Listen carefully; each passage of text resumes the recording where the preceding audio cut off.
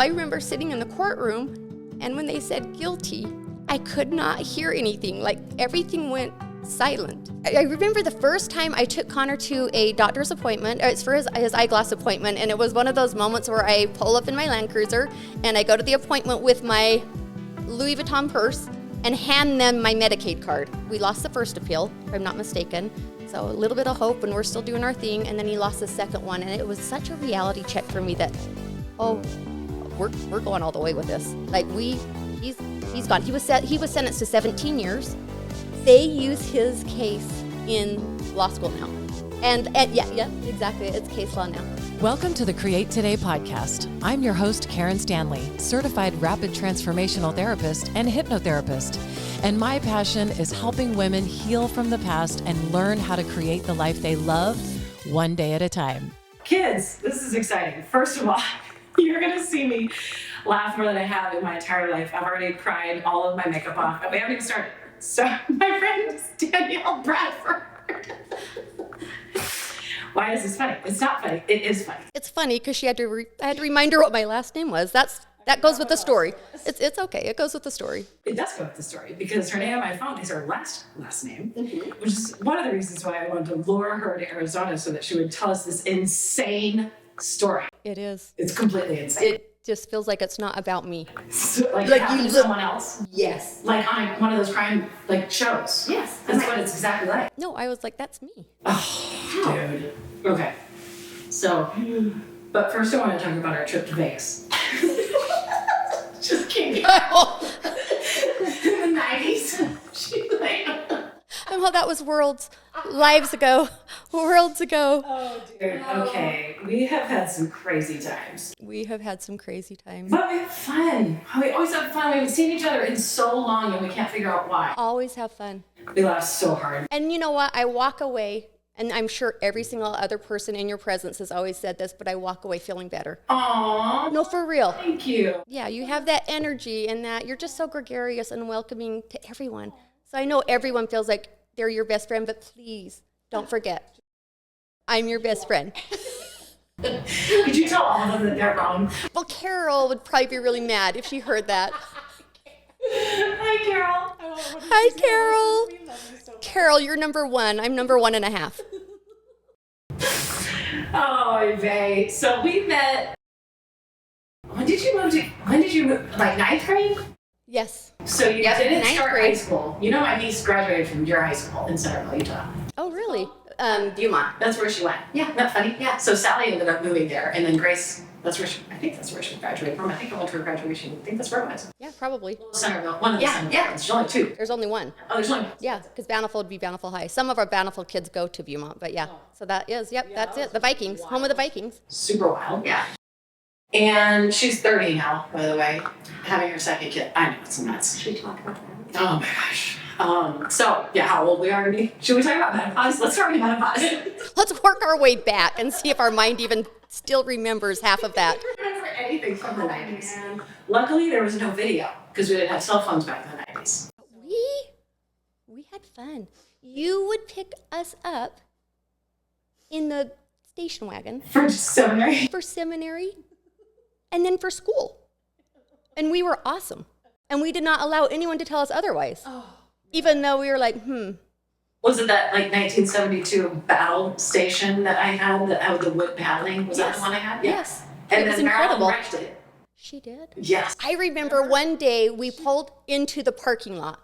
And I think I was probably trying to be funny or whatever. And I remember hiding because we were pulling into the parking lot in the Pulog. I think remember we called it the Pulog.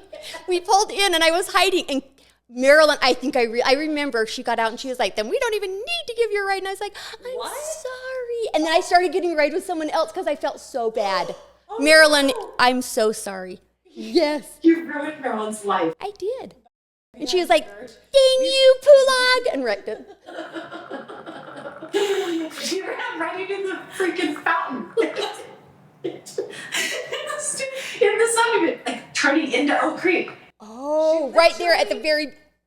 just ran right into it. That's hilarious. So then it had this, it was completely taken out the side of our already beautiful station wagon.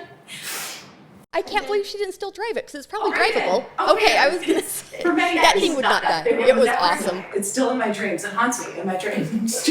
I'm right. Driving the log. No, It's awesome. It's like the mystery machine. Oh, dude, it's the best. Anyway, I'm not ungrateful, mom and dad.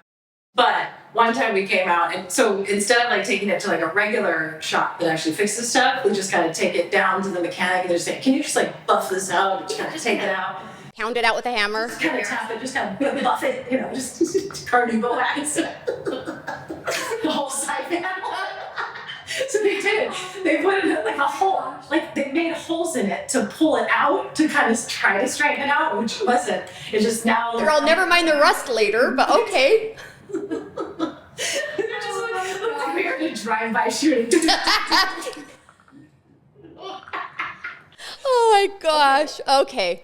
The Kulog, rest in You peace gotta look at this forever. on YouTube because I am going to put pictures of all of the things that we're talking about. And you sent me the funniest pictures of the two of us. Like, they're just hilarious. I gotta put them on there. There's like, I gotta show people context. I still, every once in a while, when I smile, say, just tone it down. Don't forget the picture you showed Karen. Just tone it down. You do not want records of that. Do you remember? I know exactly what you're talking about. I know exactly what picture you're talking about, actually. Yes, I've learned some valuable lessons. How is the toning of oneself down working? Are you actually toned down more? I'm in a phase right now. Little more toned down? Yeah. Well, I don't have kids at home. So no one laughs at me and no one thinks I'm funny. What am I saying? He doesn't think you're that funny? He's already heard all your material. He's like, okay, good one. How long have you been married? Mike and I have been married, let's see, in next February will be 12 years. 12. Wild, huh? Oh my gosh. All right. Wild. And we were talking about that too with our husbands. Like, we lucked out. Yeah, we did. For 100%. Yeah. He is a gem, an absolute gem. Oh my gosh. I deserved him. After everything I've been through, I deserved him. Same. Yeah, I think I'm gonna own that too. I deserve it. I deserved him. And so do they.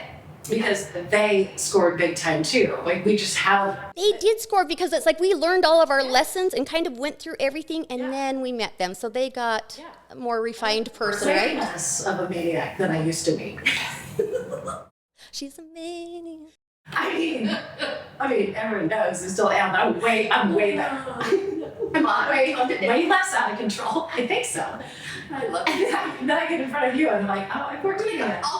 Right? No, for real. That is how I feel. Yes, it's been too long. It's been way too long. It's been too long. Okay, so 900 years ago. Okay, 900, here we go. 14. That's when you moved to Texas. And when I went to your house for probably not the first time, you taught me how to make banana smoothies. No. All I needed was a frozen banana and milk. That is what we would have at your house. Yeah. Banana smoothies. I still do it. I've taught my kids. Seriously? Absolutely. Hilarious. Yes. And I literally think of you. That's hysterical. Yeah. I mean, we've added like little protein stuff or whatever, you know what I mean, to like, yeah. But I'm like, see all the stuff I learned from you. Yeah, well, it's safer than the mystery muffins that were probably on the table all the time.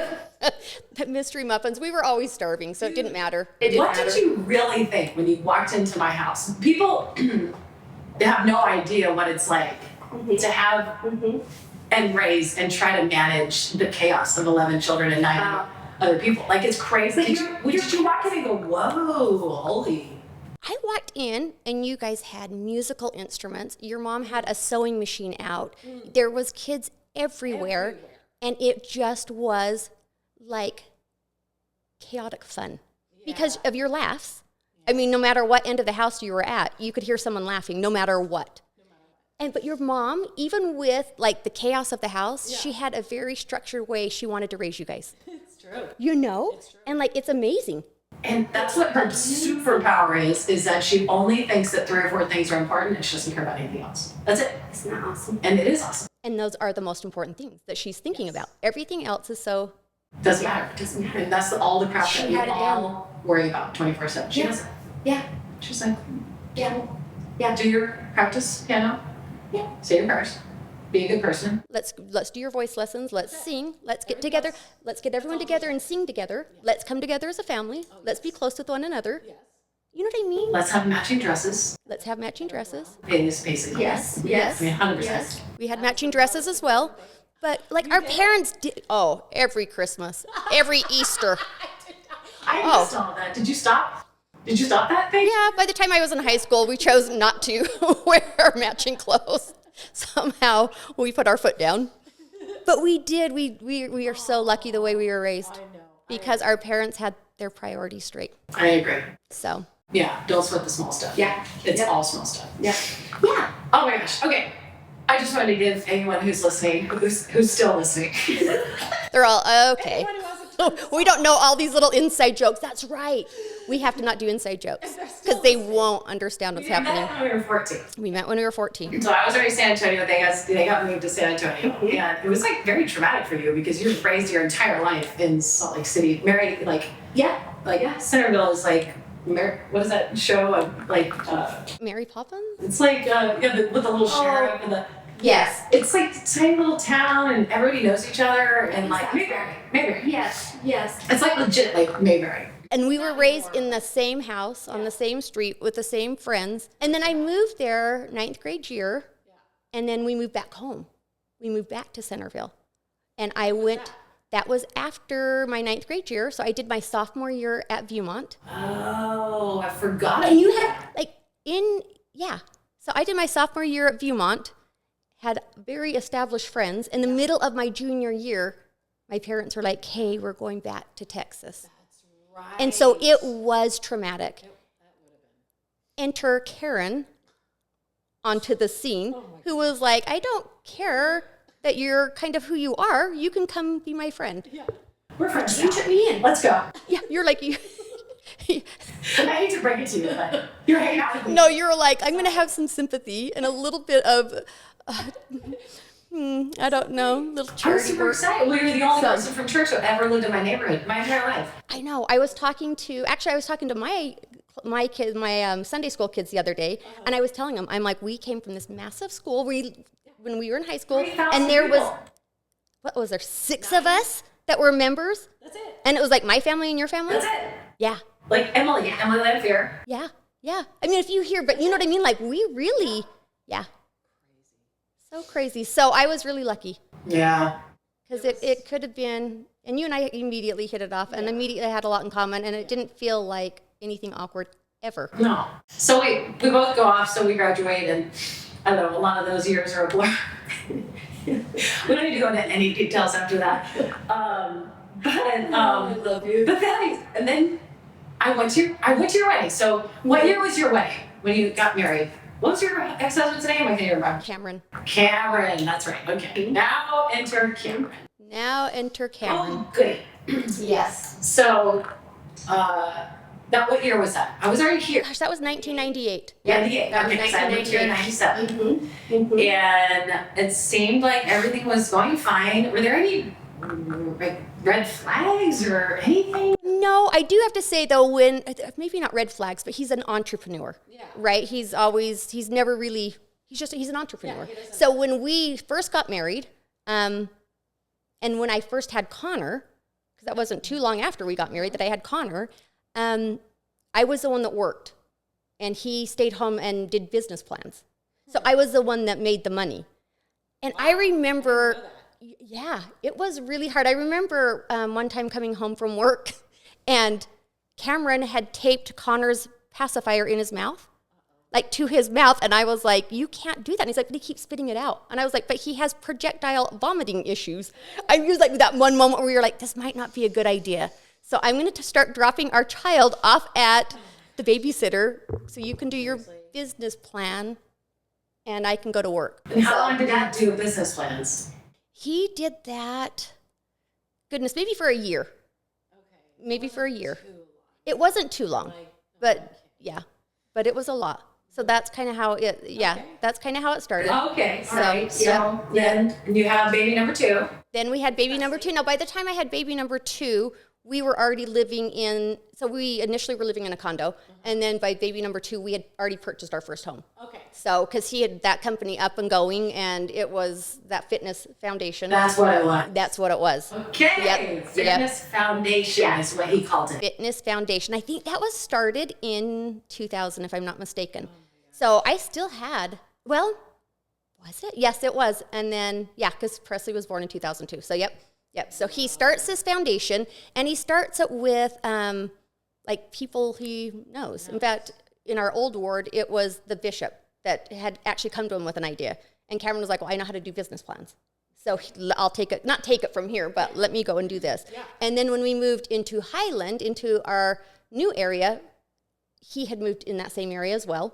And so, yeah, we had our own little cul-de-sac of across the street was the accountant for the business. Next to us was the person that actually put in the fitness equipment in the schools. And just to go back to, like, tell you what the company was about. Yeah. So it was National School Fitness Foundation. They would go and put fitness equipment in schools, like, around the United States, and, you know, promoting better health for the kids. And then they would sell what was called the LIFT program, if I'm not mistaken. And it was this program that the kids would follow. Okay. They had...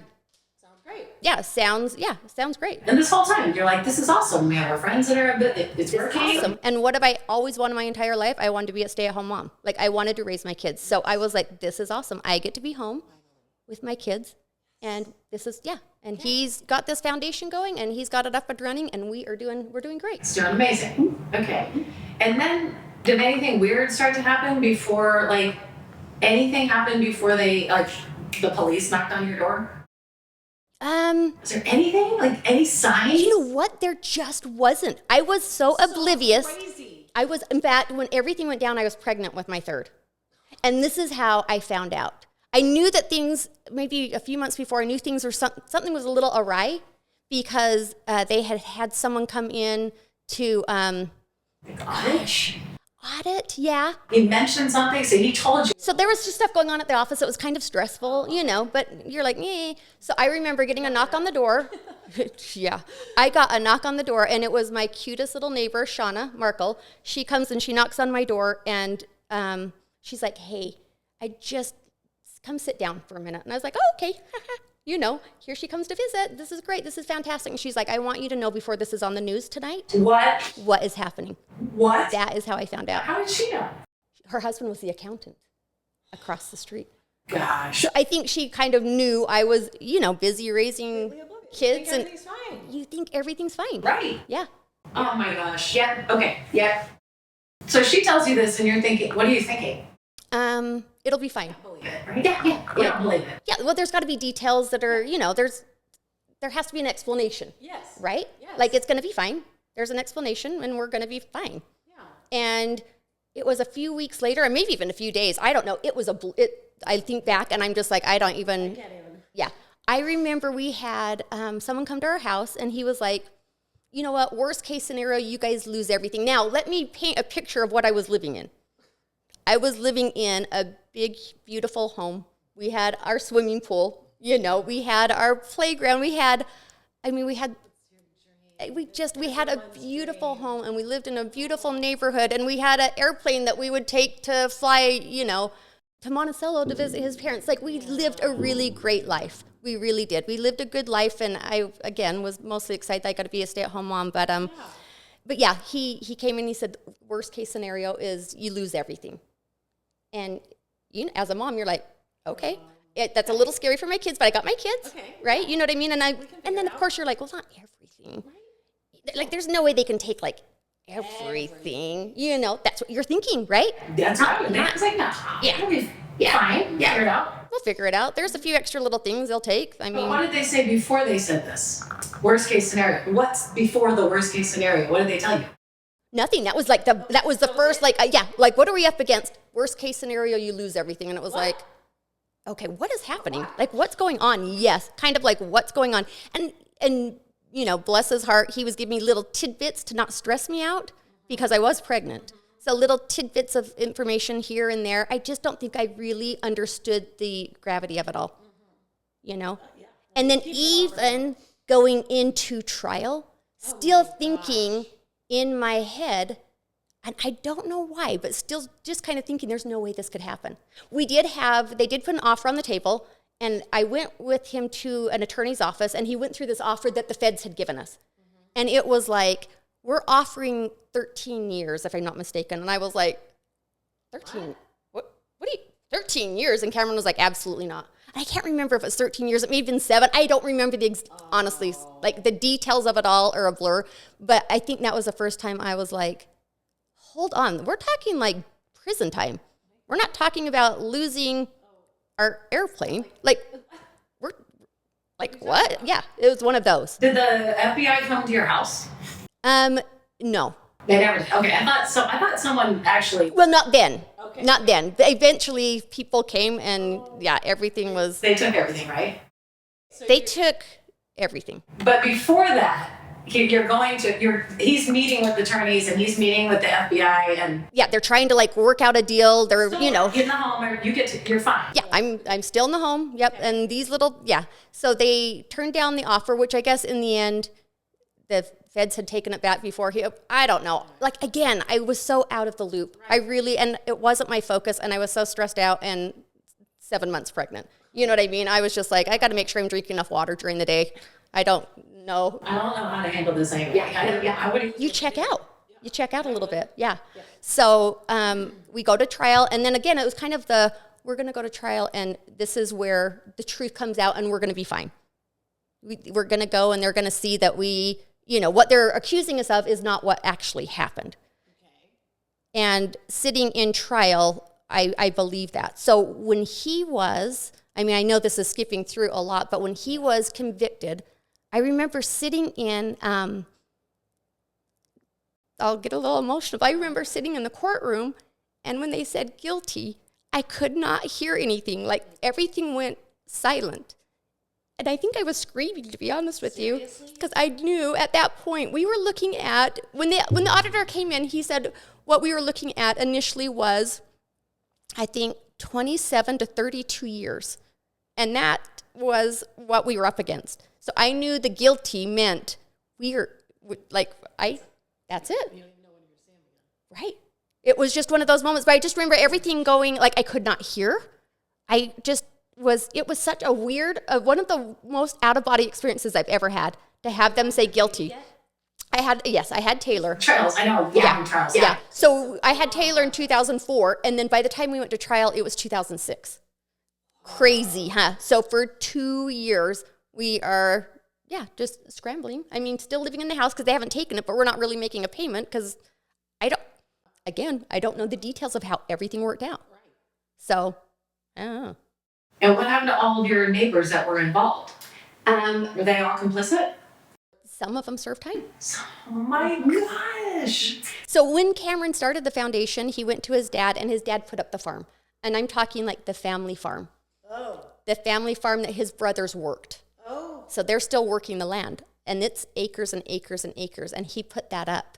And so, rightfully so, Cameron was paying him back like interest, and a lot of interest, because he put the whole family farm up. Oh my gosh. Yeah. So when we went to trial, we were at jeopardy of losing that, I believe. But Cameron's dad went to prison. Mm-hmm. He was gone, I think, 5.5 years. Mm-hmm. And obviously Cameron went to prison. The accountant did. Our neighbor, I don't know if the one that did the, and I hate to say names, so I'm trying not to say names, but the one that used to put the fitness equipment in the schools, he may not have done time, but they did lose everything. And they had an absolutely gorgeous home that they'd worked their entire life for, and they finally were living in their end-all, be-all home. And they lost it all. They lost everything. Oh my gosh. Okay. So, I don't think he did time. He was one of the first people that the feds did go to. And so it was kind of like, you work with us, and you'll stay out of prison, basically. You know what I mean? So he took that deal. Oh my gosh. So you hear guilty. I hear guilty. You have a 2-year-old. A 4-year-old. And let's see, Connor was he was almost 8. Mm-hmm. Mm-hmm. And it's at that moment I'm like, Does Cameron go to prison that second? No. What? Is that wild? So do you just go home and hang out? Literally, we drive home from Minnesota. I don't even remember their drive home because I was probably like completely detached. I don't know. Yeah. We did get home, and I remember like it was the end of November. Actually, it may have been the beginning of December. Oh, good. It's Christmas time. Right. We get home. The heat hadn't been turned on. I remember sitting the kids up on the counter close to the oven and turning the oven on and opening the oven door so that they could be warm. Like our heat had been turned off for a month because we were in Minnesota for the whole trial. And it was actually more than a month. Oh my God. So we get home and I'm like, okay, now what do? We had some timeshare at a condo in Heber or Park City. We took the kids there for a few weeks, came back trying to work out all the details. I mean, they hadn't come in yet and actually like locked the door on our house and taken it. So we were able to stay there. But then comes all of the, okay, I'm going to prison. So like, what are you going to do? Right. Like those moments where you're like, I have 3 kids and what am I going to do? You know what I mean? Serious. And what do I want to do? I want to go home to mom and dad and climb in bed and go to Texas and be with my family. Yes. And did you do that? No. So as everything started to like unfold and unravel, it just became super clear to me that I needed to go to Monticello. And that's where Cameron's from. Because his mom, I knew Cameron's dad was going to prison, right? And I knew we would be in a very, very small area with aunts and uncles and cousins and people that would love my kids. I would have that. So in Texas, we're spread apart. You know what I mean? Like I could be living with my mom, but that didn't mean my kids were going to go to the same school as Nikki's. No. Or, and Cody and Levi were there. I mean, it's like everyone's kind of spread apart. Yeah. But I knew going to Monticello, they would be in a very tight-knit little family. And I knew that the Lewises would, Cameron comes from a really incredible family. But I knew that they would take us in. Good decision. Right. And it just seems like, when you make a decision and then everything falls in line, then you're like, that's how you know. This is the right decision. So I was going to go to Monticello, and they had been building these new houses that were going to be part of like a low income housing. I put an application in and they said, you get this house. I got a pick. There was 4 of them. They're like, which house do you want? And they were brand new. Wow. Yeah. You come and you get to live in one of these houses. And I don't remember the rent, but it wasn't a lot. It was a lower income. You know what I mean? Because here I am, a single mom without even a job. Huge blessing. Yeah, huge blessing. So we go to Monticello, we move in this little house. We still had, when I moved there, I sold one of our vehicles. So they literally, when they took stuff, they took it all. Like they took. So you froze your accounts, right? They froze our accounts. I think they even took my wedding ring. I had jewelry, so I used a different one as my wedding ring. Or anyway, they took Karen. They took everything. I was left with my Land Cruiser, and Cameron had a 4Runner, and then our clothes. But as a mom, you're like, I have my kids. You know what I mean? Like you're just like so devastated, but also so you go into protection mode. You go into like survival protection mode. I don't care what's happening here anymore. Now I have like 3 little kids I have to protect. And that's kind of hard to do too in a small town when everyone knows what's going on. Like I was so hesitant to go to a small town because I was like, I don't want my kids to live with the stigma of it all. Right. Everyone in a small town knows exactly what happened. Right. And everyone's got their own opinion. Yeah. And everyone, So anyway, we moved down there and we were able to get into that low income housing. And I started to work for one of Cameron's best friends. He was a dentist there. And I started to work for Brian, and it soon became very apparent because I had sold the 4Runner, and I think I sold a 4-wheeler trailer or something. And so that gave me, I had some cash. And he had given me, we had 5 gold coins. But I was super worried to change anything in because I didn't know what my future looked like. So I start working at the dentist office, and it was 6 months in that I was like, this is not going to work. What I have to spend on my children and what the amount that's coming in, this doesn't take someone that graduated from college to know that this is not going to work out. So it was at that point, and I thought, okay, in this area, we were close to Utah State University. a distant campus. And kind of the options there were a school teacher or nurse. And so it was like, I have to go back to school. It's time to go back to school. I still can't believe this part. Yeah. So I was just like enrolled in school. And you have to realize not only did we have like low income, but my kids had to have insurance. So they were on Medicaid, right? And then you get like your little, it's like a debit card for groceries. Oh my gosh. So we were able to get those things while I was in school. Wow. It was, yeah. And that's exactly what those government programs are for. I remember the first time I took Connor to a doctor's appointment. It's for his eyeglass appointment. And it was one of those moments where I pull up in my Land Cruiser and I go to the appointment with my Louis Vuitton purse and hand them my Medicaid card. That I was like, I know it's weird. You just literally where you're just like, I can see the look on your face of really, and it was like, okay. Go to nursing school. It's time to get out of all of this. Like we're done with that. And you gotta do what you gotta do. It's such a short time. Yeah, absolutely. 100%. That saved me 100%. But I knew it was just one of those where I'm like, just as quickly as you can. Let's get through school. And that's what I did. So for 2 years, my kids went to my mother-in-law's house, and after school, well, I did college, and then they would come home at night, and we'd try and do all of our homework and. In the morning, sort them all out and get the kids where they needed to go. And it was, I don't know how I did it. And in the middle of all of that, having Cameron call home because he could talk for like 15 minutes a night. And at first, it's like they had appealed everything. So we're waiting to hear about appeals. So there's that hope, right? There's a little bit of hope. So he's calling home, and in the middle of me trying to raise the kids and do homework and my homework, and life was just crazy. And I don't remember if there's 1 or 2 appeals, but we lost the first appeal, if I'm not mistaken. So a little bit of hope, and we're still doing our thing. And then he lost the second one. And it was such a reality check for me that, we're going all the way with this. Like he's gone. He was sentenced to 17 years in prison, and he had to pay back, between him and his dad, they had to pay back, I think, $39 million. That was their payback. That was their restitution. 39 million? 9 million. Okay. So if anybody's still asleep, how do they owe $39 million? They only had this business for like 3 years.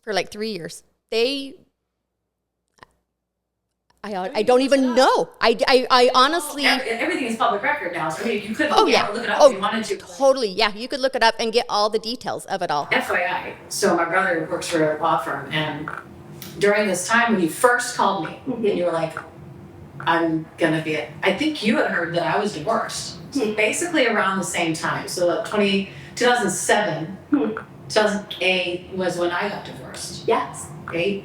And that was probably just at the beginning of everything, because he actually left for prison January of 2008. So it's probably all of that. Mm-hmm. And so that's when you called me and told me what was going on the first time. We're both going to be single moms. And I was like, what? Mm-hmm. And this whole time, you think that he's innocent. Yeah.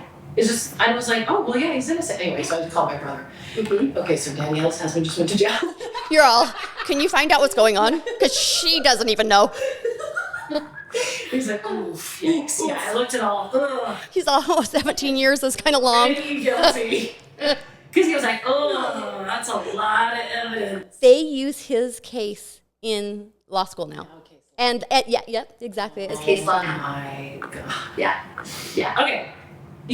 All of this, you're thinking this whole time it's got to be some misunderstanding or some mistake. It's $40 million.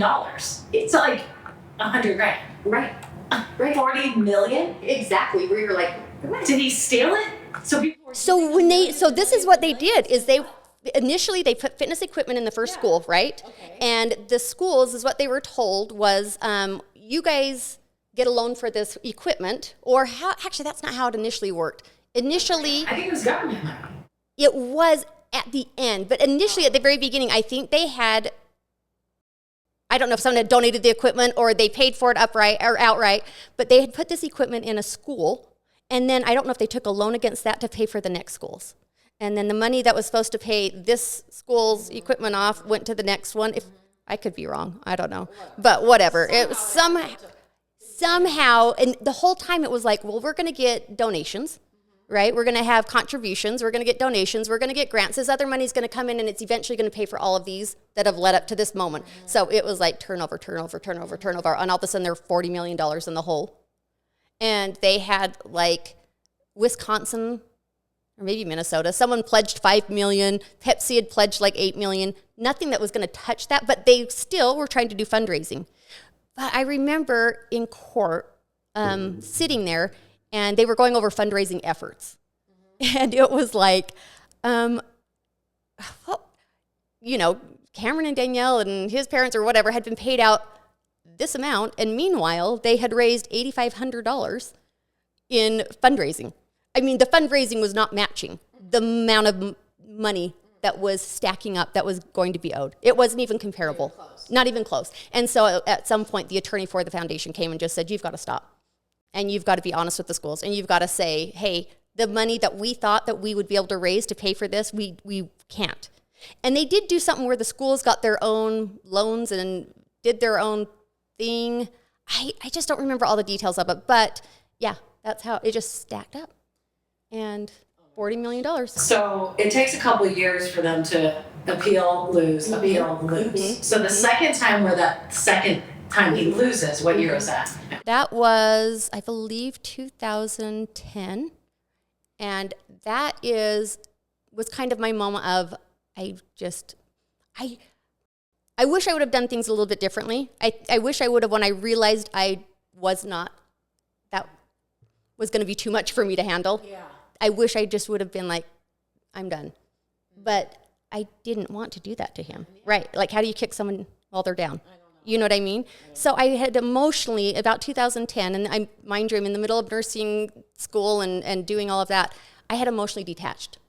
I was just, so him calling became, oh my gosh, almost a burden. Yeah. I didn't want to sit and chit-chat on the phone. I didn't, yeah, and I mean, I'm still taking the kids down, trying to take them down, you know, every few months to see him. Yeah. So we were traveling, and even that was expensive when you have no money, right. And it costs $600 to go, or, you know, maybe even more for the food and gas and hotel and everything else that it entails. But going and taking the kids down there, because I did want my kids to have a relationship with them, because I knew that that's part of where growing up they would get their self-esteem, right? Having a relationship with both parents and not feeling, but I also felt super torn. It honestly, Karen, it would have been easier to deal with the death. It would have, because this just strung along, and it finally was 2 years after that I realized I can't do this. I am not only lonely, but I mean, my kids don't have anyone. We're going to prison to visit their dad. I just had emotionally detached, and I was done. And so that was when I had filed. Did you think, did you have a moment where I don't think that anything he told me was true? I did. Yeah, so eventually you're like, yeah, he's been lying this whole time, right? I did. I had those moments. There were times where I'd sit in court, and granted, I didn't get to be there very much because I had the little kids. We were so lucky when we started to go to trial in Minnesota. We had a couple from our ward. I mean, this was just like one of those little tender mercy miracles. Right. A couple from our ward had just moved to Minnesota. And I mean, what are the chances?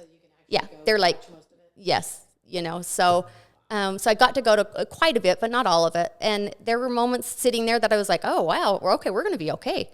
And then there were those other moments where it was like, wait, what? You did what? Yeah, wait, what? You wrote him a check for $1.4 million, knowing that everything was like falling apart. And there was just little things that came to fruition that it just doesn't add up. And the whole time though, I have, you know, everyone, oh, no, he didn't do this, he didn't do this, he didn't do this. But I knew eventually I'd be able to read the court papers, right? Yeah. I knew, and you could get on and you can read and you go, yeah, things didn't add up. Actually guilty. Yeah. You just like have that moment, you're like, damn.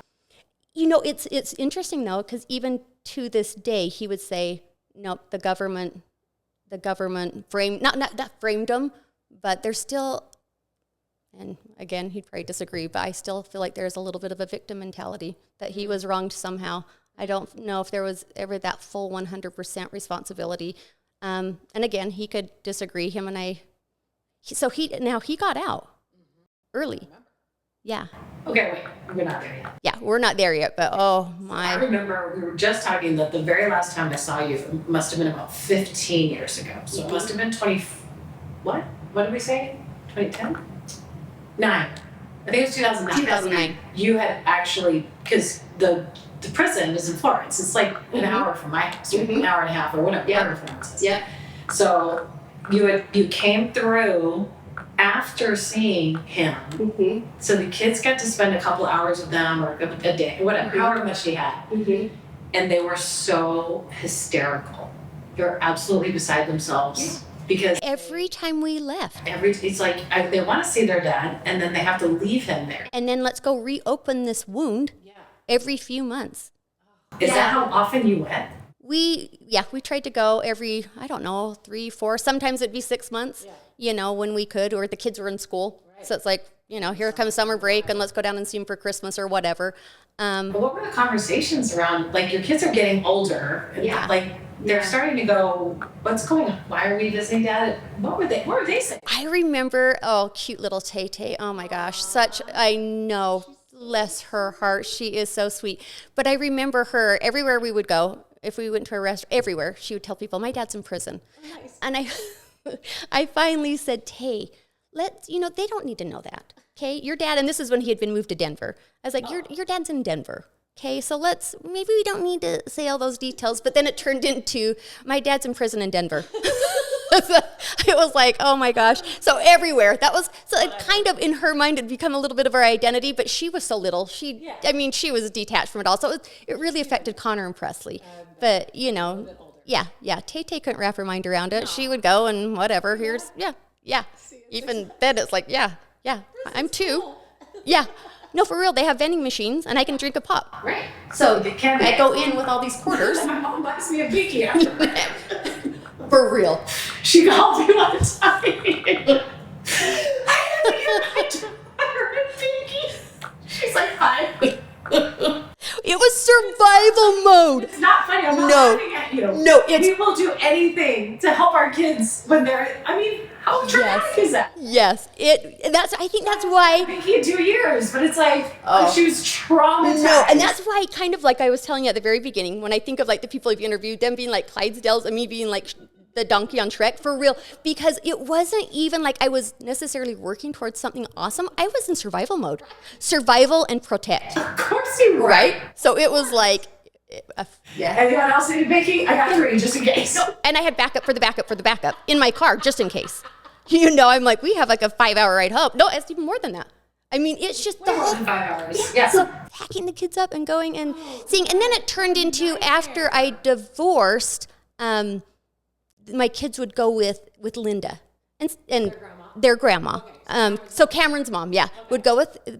So they would go with her down there, but every time they came back, it was awful. He had really convinced them that I had ruined the family. Oh, the family unity. Are you serious? Mm-hmm. I had ruined our family unit. Because you divorced him. Because I divorced him. And so the kids would come back after visiting, and Cameron's mom, she's wonderful. He would take the kids kind of one-on-one to spend a little bit of one-on-one talking, and so she was not really privy to everything being said, but a lot of the conversation, and from what the kids have told me now, it really geared around, look what your mom did to our family. Yeah. Look at So they would come home upset at me, and it would take a few days to like get everyone back on track, and no, this is not exactly what happened. And and Cameron's family is great. He has a brother named Shay, and Shay would come over after the kids would come back from these trips to, what did he call it, deprogram them? It is deprogramming. Yeah, he said no. Yeah, he would come back over and be like, kids, your dad's really mad at your mom, and this is the reality of it all. How was Cameron's mom with you? Was she angry? After I got divorced, they were actually really quite wonderful. Yeah, that's so sweet. It was a little bit awkward, and then when I remarried, they know Mike, and we would go over there for Thanksgiving or go over there for Christmas. Me and Mike, and our, and my kids, because my kids didn't want to go there on their own. Yeah. You know, they didn't want to go spend time with like grandma and grandpas and aunts and uncles when mom's at home for these holidays. Yeah. So they were like, hey, you come too, and it's okay. And we did that for a little while, and they were so... That's really beautiful, actually. It really is. Oh, it really is. That's sweet. And then came, you know, Cameron getting home from prison, so the line was drawn in the sand. It was like, okay, we would love to still see your kids, but... And it wasn't necessarily by Linda or the family. It was Cameron saying, yeah, you... And he even said, you're still welcome to come, but you can't bring Mike. Right. And at that point, Mike was... I mean, my kids adore him. They love him so much. Yeah. So it was, there was that whole dynamic of everything, but. So you filed for divorce, and you finally realized this is not what we're going to do. Mm-hmm. Did you finish nursing school? I did. And at the same time, around the same time? Yeah, right around the same time. Divorced, now you're a nurse, now you're working as a nurse. Mm-hmm. And how did you meet Mike? He actually lived in the same little town. He was Connor's football coach. And so, so he lived in the same little town, so we knew each other. And I mean, he was raised in Blanding, which is like it's 20 minutes or so from Monticello. So he was raised there, and they knew him. And I was really lucky. I do have to say, I kind of thought once I divorced, I would probably gather my kids and move somewhere. Mm-hmm. You know, like I have my nursing degree. I can go work anywhere, right? I don't need to be here in this little town. And it's just, it's interesting though, even when you have those options, you still do what's best for the kids. Like life changes, right? When you have kids, it's every choice you make, everything you do is for them. Yeah. Like it's such I was listening to, on Facebook, what is her name? Christina Kuznak? Is that how you say it? Anyway, it was like this little reel, and she was talking about her son, and she's just written a book as well, and she was just talking about her son, how he was going through some mental illness stuff, and how it's taboo, and she wasn't quite sure how to write the book, and she said that someone had come to her and said, no, this story is such a great story because it's a love story. It's a love story between a mom and kids. And I thought about it, and I thought, you know what? It's not a romantic love story, but this is a story between a mom that will do anything for her kids. And it's a story between a daughter and Heavenly Father, because I relied on him so much. And it's a story between a mom and her parents. You know what I mean? Like everyone but it is a love story. So you knew that little town would be best for them. I knew that little town would be best for them. And even when we were finally divorced, I thought, I can't stay in a small little town. This is his town. These are his people. This is his family. I can't stay here, but yet I knew it was best for them. And so I stayed. And then you got the best husband ever. And then I got the best husband. See, it always works out. It really does. Yeah. It really does. But when I think of it that way, I'm like, you know what, this really is, it is a love story. Yeah. And they're doing so amazing. So amazing. They really, really are. So resilient, man. And you know, now that they're older and they can kind of see things for themselves. Yeah. And so I was glad while they were little. I really tried my hardest to keep any negativity about their dad out of our conversations. Yeah. And now that they're older, they get to have their own relationship, not based off of my hurt or my experience or anything. They can base it off of their experience with him. And so that makes it even better. Yeah. You know, they're not mad at him because I was hurt, if that makes sense. They have their own relationship. They have their own relationship, and the conclusions they come to are their own. So, yeah. Wow. Yeah. That's nuts. Yeah. And so he got out for, oh my goodness. When did he get out? He got out, oh my gosh, I think 4 years ago. And I remember we were over at my mom's house because Presley was getting ready to graduate high school. And so we were opening graduation presents. And Linda comes and knocks on the door and she's like, I have some news. And it was like, okay, what? And she's like, Cameron's getting out tomorrow. And I was so unprepared for it. I don't even know exactly all the dynamics that had to go into place for that to happen, but he was getting out. And so you can imagine, not only does he come home to his small town and his people and his family, now his ex-wife is remarried and has established her own little family here in my town and she's part of this town now, and this is my town. Right. And so, yes. And for him, even though at that point, Mike and I had been married, oh my gosh, like 8 years? For him, it was as if we had just gotten divorced. It was like it just started all over. So it was hard. So then he came to Presley's graduation. Was he home for that? He was home for Presley's graduation. He didn't come. Oh. But he was home for it. And I think that was by her choice. I think she just wanted to do graduation, and that was during COVID. So it wasn't like we were going in a big, huge auditorium with 1 million people. Right. It was like we went and we had pictures taken in front of whatever, and then we went home, and she went and, kind of celebrated with him separately. So, yeah. So, yeah. They graduated college, too. They didn't get canceled the wall. They didn't do anything. Yeah. It's like, this sucks so bad. I know, this word is. Everybody. Yeah. So, and he had to be home he had to move back to the farm. That was like his probation area. So he had to live with his parents on the farm and check in with his probation officer every so often. So it was just, oh man. And and like I said before that, we had been really involved with the family, and the kids were loving going over there, and it just, the dynamics changed after that. And so luckily Connor had already graduated. He was already gone, right? Yeah. So he didn't live there. Yeah. Did he go to BYU? No, he went up to UVU. Yep. And then COVID. So he was like, I don't know about this. I can't do online stuff. Yeah. So he didn't come home, but he ended up just living there. Not doing school, but he was living there. And that's when Presley had graduated, and she moved out shortly thereafter to go to UVU as well. So that's awesome. Yeah.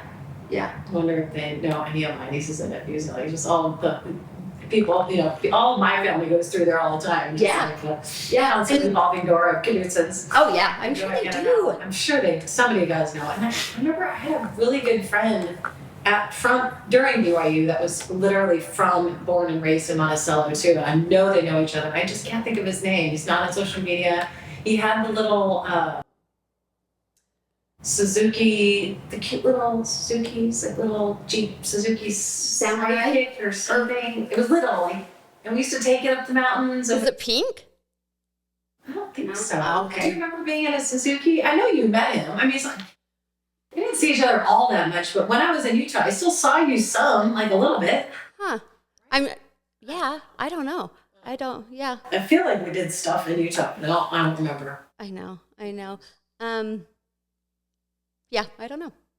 But they have to have run into the same little groups because, they're living with people that are going to UVU as well as BYU, and you know what I mean? It's just all like a big... Yeah, I'm going to call it. I'm going to... Tara, Lynn, if you're listening, please remind me this. But it's like, she gets her last name is Lynn. She'll be like, okay, and then what's your last name? She'll be like, Lynn. And then people be like, that is adorable, though. So your name is Tara Lynn? No, it's so cute. No, my last name is Lynn. She's like, I'm just Tara Lynn. But even that sounds like a first name altogether. Right. Tara Lynn. Right. So Tara Lynn. So everybody calls her Tara Lynn. Tara Lynn, I love your name. I also don't know her married name. I don't know anybody's married name. Nobody's married in my phone. Oh my gosh. I haven't talked to her forever. Anyway. Oh, that is awesome. Okay, she'll remember our friend from Monticello. And I'm sure we know, if not him, his family. I'm sure you do. It's such a small little town. And it is such He's our age. Same age as us. Place to raise kids. At the same time. Dang it. All right, I'm going to find it out. Yeah. Because he was great. Anyway, okay. So but it hasn't been all rainbows and butterflies since he's been home. It hasn't. It's, oh my gosh. So how? And I have to say, like, when I got ready to divorce him, and like I said, I had already detached myself 2 years previously. Mm-hmm. You know what I mean? Like, emotionally, I was just detached. I was getting paperwork at this point. It was. And then it's unfortunate to say. For me, going through the divorce, that part wasn't, I felt like I was divorcing the Lewises, and they'd been such a huge support. And that was was for me, that's what literally, I honestly can say, I kept hanging on because I was like, this family's incredible. And I love being a part of this family. And I love, the things that we do together. And it's the only thing that really made me feel so a part of that town. Yeah. And they run the town. You know what I mean? They are the town. And so it was like, I was so worried about severing those ties. So worried, more than anything else. Did you tell your mother-in-law first before you did anything? Or did you? You did. How did she take it? Well, I don't know. I mean, how do you take something like that? I think her comment was, well, at least you made it 4 years or something like that. And so I could tell she was initially really hurt, and it took her some time to really probably sit down and digest and figure out how she was going to handle it, like how she was going to move forward. And I think at that point she had just said, we're going to still include Danielle and go from there. And the kids, and the kids for sure, And I think truly she probably was like, I don't know if she necessarily wanted to include me, but it was like, we'll have Danielle here because we still want to be a part of the grandkids' life. You know what I mean? And I had, oh my gosh, an awesome sister-in-law, Cheryl, that, even to this day, I'm invited, yes, yep, and my other sister-in-law, Julie, but Cheryl and I we're super close. And it's just little friendships like that and little relationships like that are just so important. Yeah, even more than important. They are, you just have certain people that come into your life for certain reasons, right? And you know that they're God sent. 100%. Yeah. That's so sweet. Yeah. That it was Cameron's family. Yeah. And it's so ironic, right? Yeah. Yeah. Cameron's the cause of all this. And yet, And what saved you was the rest of his family. Yeah. Crazy. Yeah. It was a lot of things, but yeah. How amazing to have that support and everything. And I still feel so much love for them. And that has been the hardest thing, has been just not a part of all of that, But I have a lot to be thankful for sure. I don't think that ever goes away. I think when you get a divorce, you divorce the family and you divorce all of the good things too. Because not everybody is just all bad. There's not a single person that's just bad. Right. And it's just like, it's not even about that. But afterwards, like even now today, I have been divorced since 2008. Is it 8? I don't even know. 7 or 8 or 9. I don't know. And even going on like when Brandon turned 21, just now, in April, so 16, 17 years later, and we're fine. I talked to his dad. Everything's completely fine. Has been forever. Yeah. And there's no drama, no problems at all. But they went to the casino because you can finally, just like you're 21. Here we go. You go in before and wait till midnight so you can give them your ID and you're like legally to go in. Oh my gosh. And play cards and whatever. Just have fun. Yeah. And I had FOMO. I was like, I want to do that with him because it's like his big, it's like a fun thing you could do finally when you're 21. Yes. And you do. You feel like you're missing out on damn little it. things. Yeah. It's like that is it's always gonna be there. So whenever they have, even the good stuff, it's like, yeah. Well, I remember that first Christmas and Thanksgiving he got out. It was like, well, you've had him all these years, so I want him for Thanksgiving and Christmas. And I was like, whoa. No, just because you're out doesn't mean I have to miss out on everything now. You know what I mean? You don't get them all 24/7. Yeah. So there was a little bit of that kind of push and pull too. Did you have to get attorneys involved and have a parenting plan or anything, or you just worked it out? Nope. It was just, my kids were old. You know what I mean? Like my youngest was 17 or 18. And so it was like, so they could choose what they wanted to do. And so they would go and participate in some things with the Lewises and come home. And I think my kids are super awesome because they have really not only recognized but respected the sacrifice. And so they always give me that time. You never break that mama bond. No, ever. So cute. No matter what. Makes me want to cry. Ever. Yeah. No, it really is. No matter what. The greatest love story, huh? You did. Between a mom and kids. You did every single thing you could think of. Yep. For them. Yep, 100%. And they're so and I'm amazing. still on solo. You're still there. You're never going to move. No. Never. We're going to be 100 here. We're going to outlive our husbands. It's such a great little town to raise kids, but I'm just like, it's just, I'm in a different phase of life, right? So we have a million little things that we're just shifting again to being home without kids. Like I'm an empty nester. Yeah, and now they're actually gone, but they are quote unquote adults. Yeah. Literally eat it up. Like they come home and visit, and I have a purpose again. I love it. It gives me energy. Anyway. Yeah, like they don't tell you that, oh, it's going to be so hard, you can't wait for them to move out. But that's kind of close to the time when they move out. You don't actually want them to move out, or they don't move out. Because by then they're fun. Like you have adult conversations and you get to sit and laugh and you have real, genuine conversations because the racing's over. Everything that you've already taught them, like you've taught them. They don't have to worry so much about every word that you say to make sure you're trying to do your best job and try to raise them the best. And, Anyway, I know. I'm in no hurry. I'm not going to let my kids live here until they're 40, but they're only 18 and 21. It's fine. It's so fine. Yeah. Well, Brandon's not in college, so he's just working full time. Yeah, which is perfect. That's great. Fantastic. Don't waste it on rent. Or you can't even get an apartment around here for less than $2,500 a month for a little stupid apartment. It's insane. That is insane. But that's such a waste of money. That's $3,000 a month just for what? Wow. For him to have his own place. Yeah. No. He's like, that's he's just I just saw your basement. Yeah, he has his own. Yes, I'm like he has his own place. It's dumb. Well, I don't know with the house that you have. They may not ever move out. They might actually do. I'm like, Karen, let's have a little reality check. It's John's just doing this. He's like fixing up divorce papers on his own. I know. Seriously, I had to laugh because Mike was very like me forever and ever. She doesn't kick him out. Ever. That's it. Oh my gosh. Give her a deadline. Mike was super excited. Not excited, but he's like, hey, now we're moving on to this next phase of life. But I don't know. There's something about being a mom and having almost like a little, and maybe not all moms, maybe it's just me, having a little bit of an identity crisis because it's like, well, now everything I've done, like, now what do I do? Now what do I do?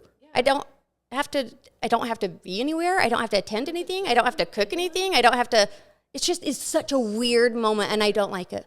I don't care for it. No. I liked having all the kids and their friends in a house of chaos and that's what I like. It's not my favorite. So yeah. And then you have those moments like, even though they live here, I don't see them tons of times. They're doing their own thing and whatever. Yeah. But when you have those moments, you're like, oh my gosh, like last Saturday, she was like, you want to go to the farmer's market? I'm like, you want me to go to the farmer's market with you? Like, yeah. Yeah. Like, I love the farmer's market. You want to go like with me?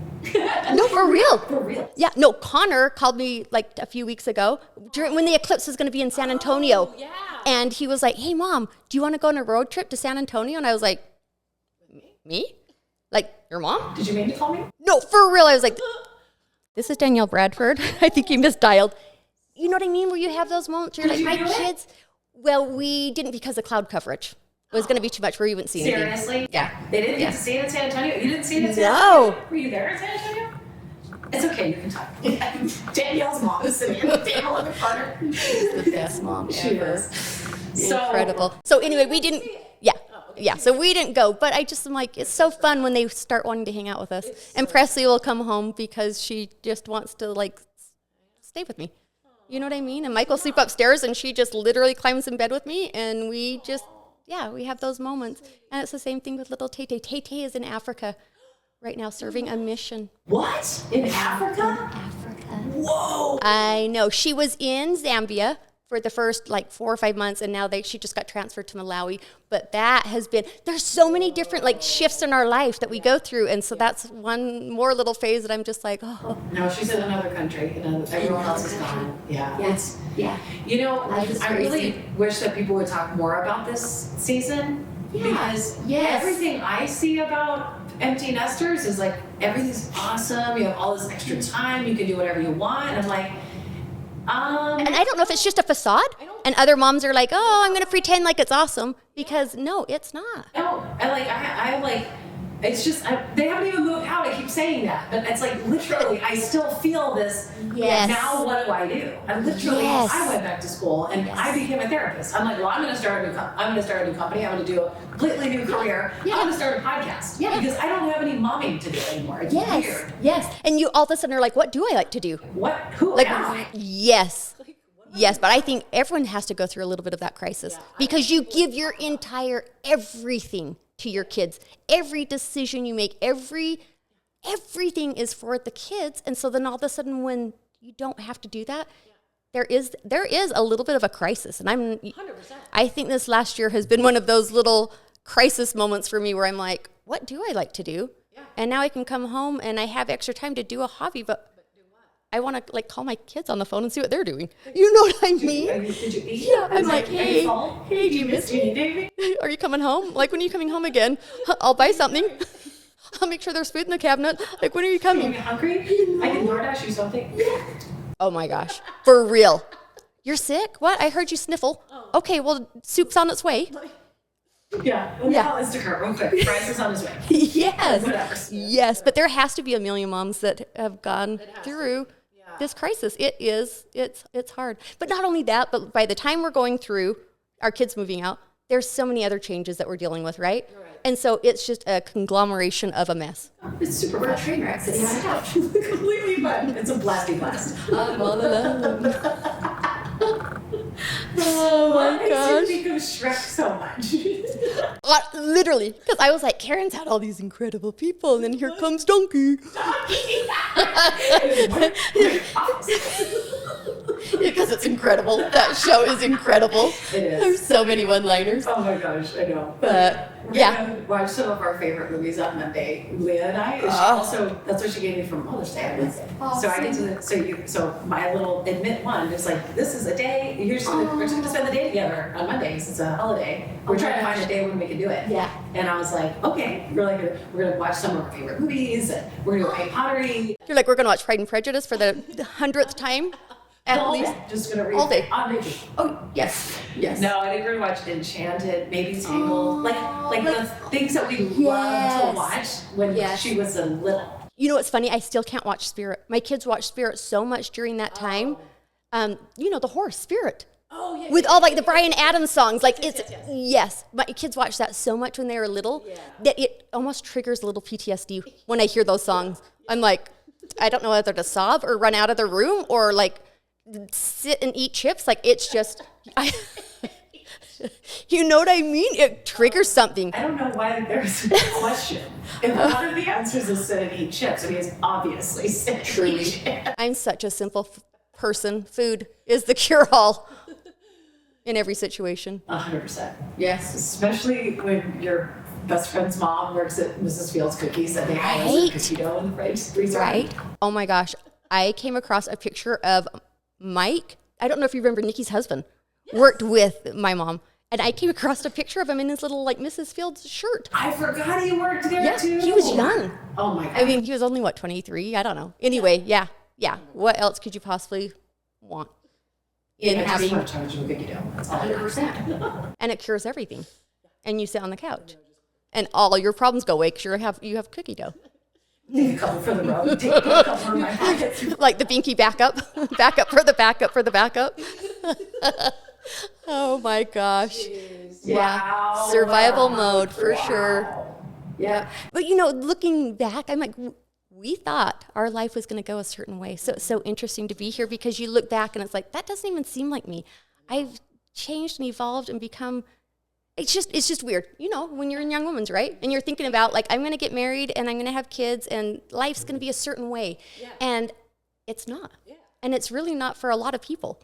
And so it's so nice to be able to look back and be like, I survived. Yeah, right? Is anybody? We should just take our podcast on the road. Did your life turn out how the way you thought it was going to be? On a scale of 1 to 10. We're never going to find a yes. Not one. We're not going to find a yes. Yeah. But yeah, you think you're going to be married forever, and then all of a sudden everybody starts having grandkids, and then all the grandkids come over, and I'm going to be on the front porch. Like your kids are going to get married, but they're still going to live right by you, like a compound. And then they're going to have kids, and then you're all on this compound together, and no one's ever leaving. Is always going to be at my house, right? Because I'm 100%. Hello. Yes. The other grandparents don't exist. No. Nobody cares about those. No. Who are they married? No. We have always cookie dough at my house. Yeah, I'll always have cookie dough. Yeah. So yeah, it's really interesting, and also all of the things that you are able to come through, like.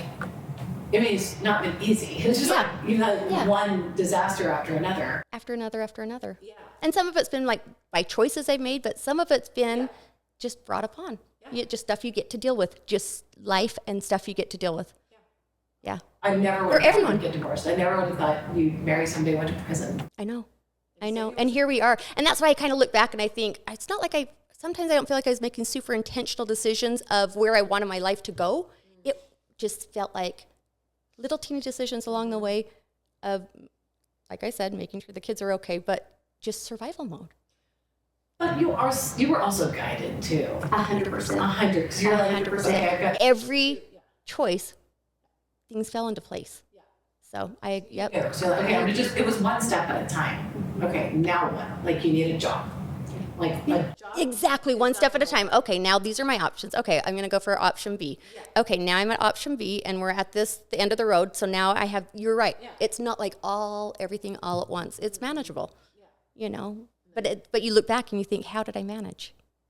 Yeah, you just did. You just did. So no matter what anybody is going through, they just one decision at a time. One decision at a time. One day at a time. That's why I call my show Create Today. You create the life that you love. It's just one day at a time. What do I need to do today? Yes, one decision. Because when you think of the end result, that can be overwhelming. It might, you don't even know what it's going to be. Yeah, depending on where you're at, it can be really overwhelming. But when you're like, So what are you gonna do? Speaking of being an empty nester, and so Mike doesn't really want to leave Monticello, or? Well, he only has like another year and a half. So he did highway patrol forever, and he's working for the Port of Entry. So he works for the state. He has another year and a half, and then he can retire. Then he can leave. Then if you want to. Yeah. Oh, that's cool. Yeah, Do you think and nursing I can do anywhere. Yeah. I don't know, because it's so interesting. My kids that have been so excited to get out of the small little town, they're like, well, yeah, but we're eventually coming back. So now I'm like, well, do I just get an RV and follow them around?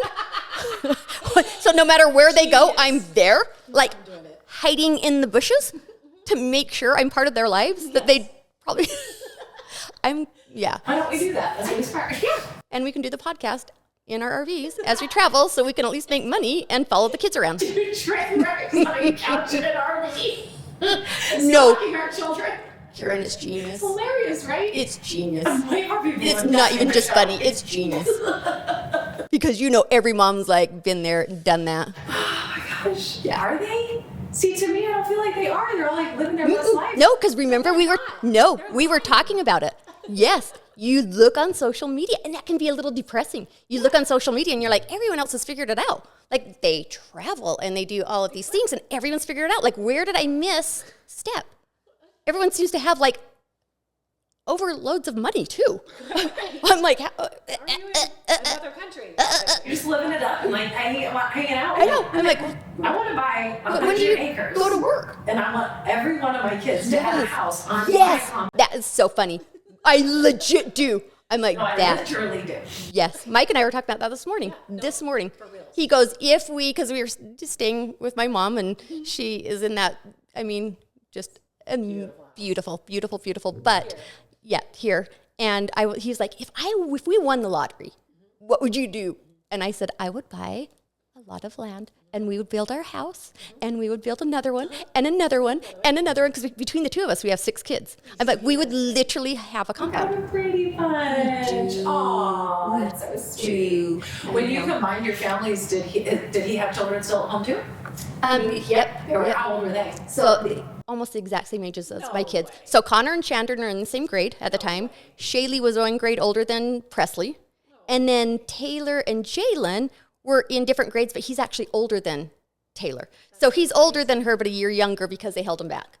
So our kids are almost exactly the same age. And initially it's rough. It's rough. But now, like this weekend, Presley went up north and she's staying with Shandon. And we have nothing to do with their relationships, and yet they are all still, they have their little relationships, and it's good. It's good. Yeah, that's amazing. Yeah. It's so cool. Yeah, it is. Also, I love hearing these, success stories. Is in case any single moms follow me or listen to the show too. It's like, it's gonna be okay. It is going to work. And in the moment, it may not feel that way, but you will look back and either probably laugh and cry, and wonder how you made it through.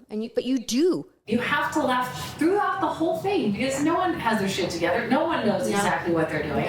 Nobody's perfect at whatever. Well, and we have such an amazing, we are super lucky that we have a great family support, because I remember when I didn't have the house yet in Monticello and thinking, okay, hold on, let's just dive into worst case scenario. You're not going to be living under a bridge with your kids.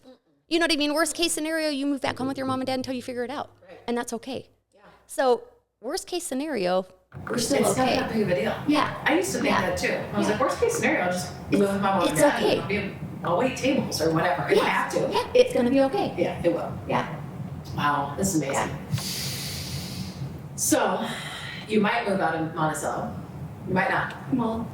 I'm all, kids, where are you gonna be? And can I have you guys really pick a place to live so I can be with you? But I don't know. That's why I can't make any plans. It depends on where my kids are going to be. It's so Are you true. moving away from here? I know, and then you're coming back, and how much sooner are you coming back? And they've said, Mom, if you do move, don't sell the house no matter what.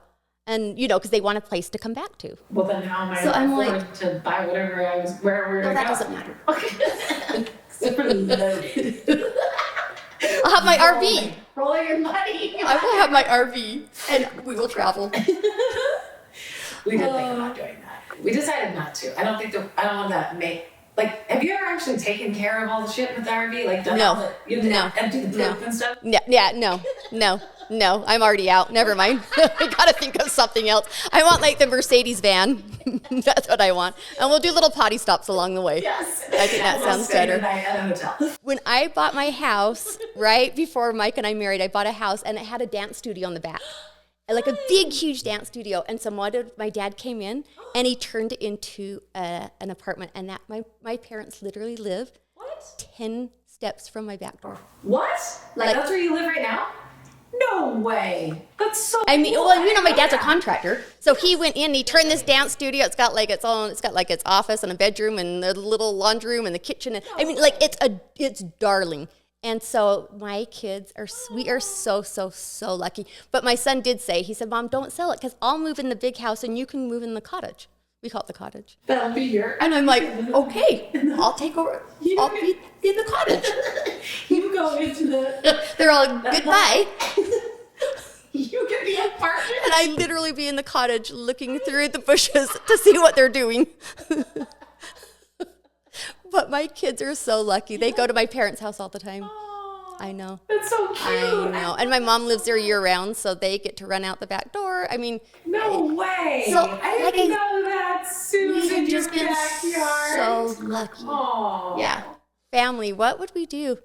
Anyone listening, that is where you need to build your strong bonds and relationships because friends and family are a big deal, like a really big deal. I think it was you, Mom, that when we were talking a few months ago and you had said the reason we're, not necessarily the only reason we're on earth, but one of the biggest reasons we're on earth is because of our relationships with each other and how we treat other people. Mm-hmm. And I'm like, yeah, that is, it's huge. Because it's also not always easy. Yeah. And so how else were we supposed to learn? Yeah. And being there for people that when you really, really need somebody, Yeah. it's just like, wow. I can't tell you how much during that time I was on my knees and praying, but there's something about having your parents tangibly there, picking kids up and dropping kids off and helping you through nursing school and all the things that my parents did and my in-laws did at the time. Yeah, family is everything. It is everything. So if you're going to create something, create a good family. I know. 100%. Yeah. Yep. Danielle, thank you so much. Oh I mean, my we could just, gosh. shoot the shit for hours and hours. Hours and hours. Well, we are going to after this. But anyway, It just thank you doesn't so end. much for just being vulnerable and being open and here and sharing your amazing story. And I think it's super inspirational. Because your whole point, to your point about your life is never going to look like what you think it's going to be. No matter what. Even if I buy the 100 acres and I build the 6 houses that I want for all of my kids, that doesn't mean they're all going to live there. It doesn't matter what you do. It's not. There's so many surprises, and there's nothing anybody can do to predict what's going to happen. Yeah. And you can figure it out. And you can figure it out. Just figure it out one day at a time. Yep, and it's going to be okay. Yeah. It really is. Yeah. Awesome. Yeah. Thank you so much. I'm so glad to be here. Thank you. Love you. Love you too. Thank you for being here and listening to my show. If you got any value at all, it would mean the world if you shared it and left a review. Remember, the only way to create the life you love is to take it one day at a time. Create today. God bless you.